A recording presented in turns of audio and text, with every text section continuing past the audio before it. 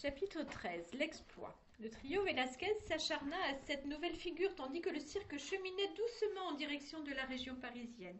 Les difficultés rencontrées étaient multiples.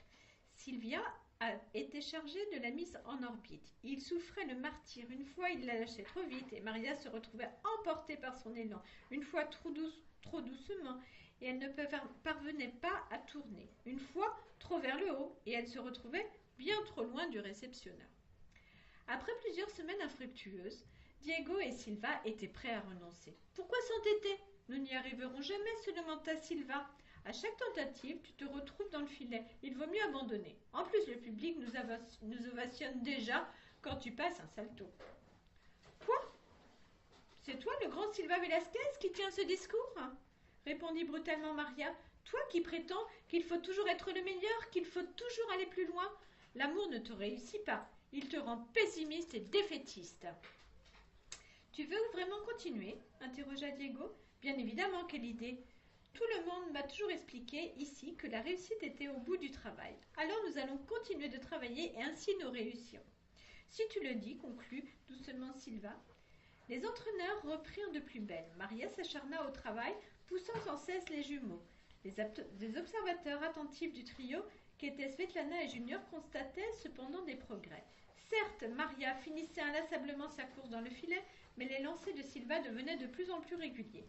Les doubles rotations de Maria de plus en plus esthétiques et les mains de Diego semblaient désormais suffisamment proches pour que l'adolescente parvienne à les saisir. D'ailleurs, Svetlana, qui continuait à donner des cours quotidiens de gymnastique à Maria, lui fit part de ses progrès. « Je sais bien que nous pouvons réussir, s'énerva Maria, mais on dirait que Diego fait tout pour me laisser tomber. »« Pourquoi es-tu si agressive à leur égard ?» demanda doucement Svetlana. « Tu dis ça parce que tu es amoureuse de Silva, » s'emporta un peu plus Maria. « Non, j'essaie simplement de t'expliquer qu'une telle prouesse est extraordinaire, que cela demande un gigantesque travail et que vous y êtes presque. Pourquoi montres-tu soudain tant d'empressement ? Vous allez y arriver, c'est sûr. C'est juste une question de temps. Tu as été si patiente lors de tes débuts. Tu sais, on progresse toujours très vite quand on débute, mais ensuite progresser demande plus de travail et de temps. Imagine que bientôt vous serez les seuls au monde à présenter ce numéro. » « Les seuls au monde, reprit Maria pensive, et finalement, par une après-midi de juin, alors que le chapiteau venait de s'installer aux abords de Paris pour passer l'été, l'improbable se produit. En fin de répétition, après de multiples échecs, dans une ultime tentative, Maria se lança, effectua le double salto et ses mains glissèrent le long des avant-bras de Diego. Emportée par sa vitesse, l'adolescente ne parvint pas à refermer ses mains. Par contre, Diego ne manqua pas l'occasion. Dès que les poignets de Maria furent à portée, il les enserra comme un étau.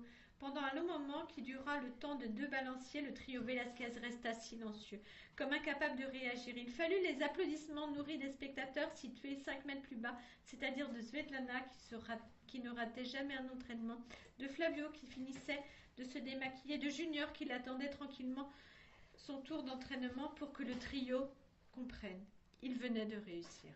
Pour la première fois, après plusieurs mois d'efforts ininterrompus, Maria avait réussi une double rotation. Elle était retombée dans les mains de Diego. Ils se jetèrent alors dans les filets en hurlant et s'embrassant comme des fous.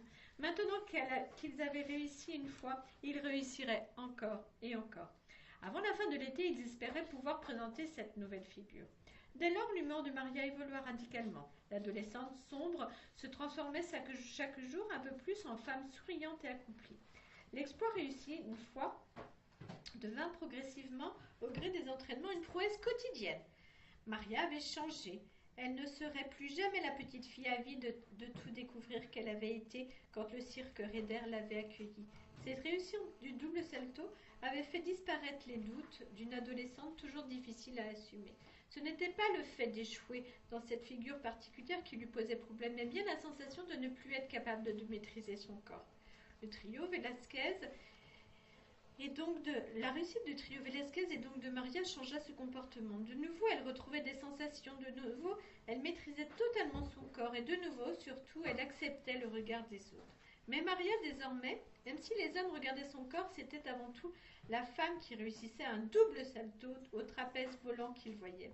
Cela lui suffisait pour être heureuse.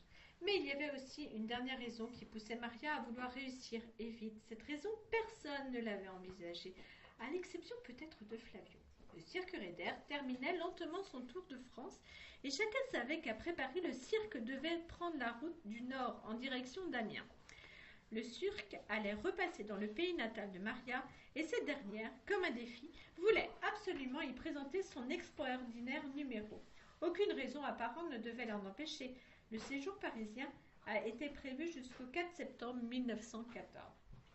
Toutes les représentations du mois de juillet 1914 se firent sous un chapiteau comble.